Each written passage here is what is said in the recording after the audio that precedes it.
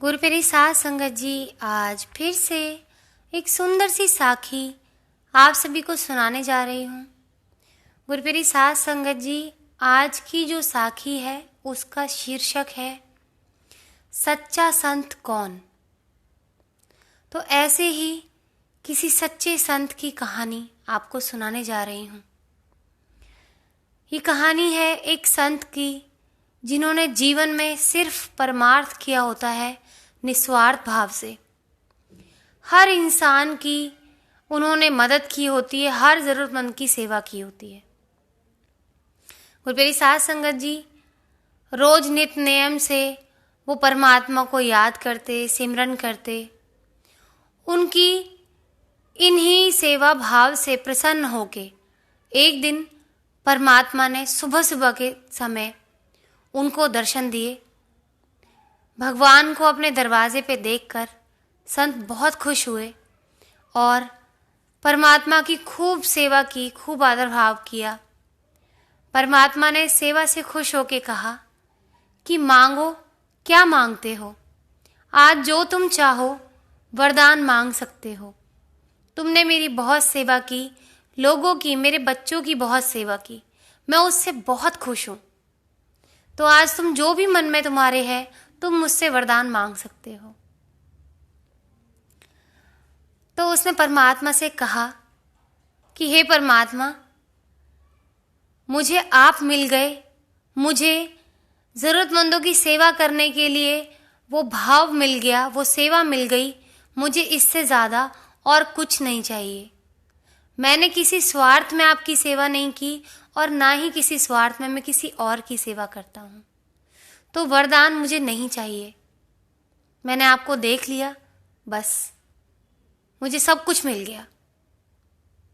परमात्मा खुश होते हैं और फिर उससे पूछते हैं कि वरदान तो तुझे लेना पड़ेगा मुझसे, मैं तुझसे आज खुश हूँ, चाहे कुछ भी मांग सही।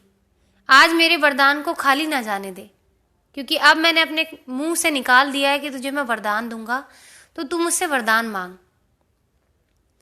तो संत ने कहा कि परमात्मा, मुझे तो कुछ नहीं चाहिए, जो आपका मन करे वो मुझे दे दो, मैं उसे नतमस्तक होके स्वीकार करूंगा। परमात्मा ने कहा कि जा, तुझे आज से मैंने ये वरदान दिया कि दूसरों की तू भलाई कर सके। तो वो परमात्मा से कहता है कि हे परमात्मा, ये वरदान तो पूरा ना हो सकेगा। तो परमात्मा पूछते हैं क्यों? संत कहते हैं कि आज तक मैंने कभी किसी को दूसरा नहीं माना, तो मैं किसी दूसरे का भला कैसे कर पाऊंगा। परमात्मा मन ही मन मुस्कुराते हैं और कहते हैं सच्चा संत यही होता है, जो कभी किसी को दूसरा ना माने, खुद को समझ के सेवा करे। फिर परमात्मा कहते हैं कि जा, मैं तुझे ये वरदान देता हूं कि तेरी छाया जिस पर पड़ेगी उसका भला होगा। तो उसने इस पे भी परमात्मा से कहा कि हे परमात्मा, आपने मुझे ये वरदान दिया है, पर मुझे इसके साथ साथ एक वरदान और चाहिए। परमात्मा पूछते हैं क्या? तो संत कहते हैं कि मुझे ये वरदान दो कि जिसका मेरी वजह से भला हो वो मुझे पता ना चल पाए, क्योंकि अगर मुझे पता चल गया कि किसी का मेरी वजह से भला हो रहा है, कहीं मुझ में अहंकार हो गया, तो मैं आपसे दूर हो जाऊंगा और मैं आपसे दूर नहीं होना चाहता। परमात्मा खुश होके उसे अपने गले से लगा लेते हैं और कहते हैं तू ही सच्चा संत है। ऐसे ही संत का स्वभाव होता है जो किसी को पराया ना समझे और कभी अपने मन के अंदर सेवा का अहंकार ना आने दे, सबकी सेवा निस्वार्थ भाव से करे। गुरुप्यारी साध संगत जी, इसे ही कहते हैं सच्चा संत। तो गुरुप्यारी साध संगत जी, इसी कहानी से जुड़ के एक छोटा सा वाक्य और है। इन्हीं संत के शिष्य उनसे पूछ रहे होते हैं कि गुरुजी, आप मुझे ये बताएं कि जब मरना ही है तो सिमरन क्यों करना है? खेल कूद के भी तो इंसान को मरना ही है, सिमरन करके भी मरना ही है। तो संत कहते हैं कि बिल्ली को देखा है कभी?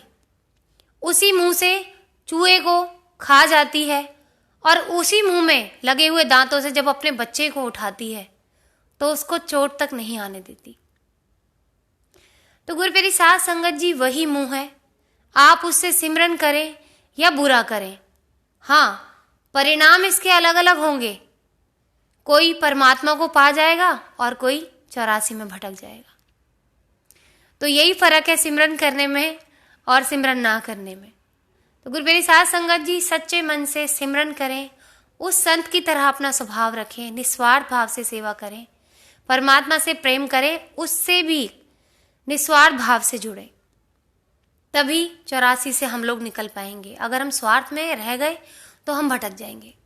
तो गुरुप्यारी साध संगत जी आज इसी के साथ इस सुंदर सी साखी को यहीं समाप्त करना चाहूंगी। फिर मिलती हूँ आपसे अपनी अगली वीडियो में नई साखी और शब्द के साथ। तब तक के लिए सिमरन करते रहें, सच्ची सेवा करते रहें।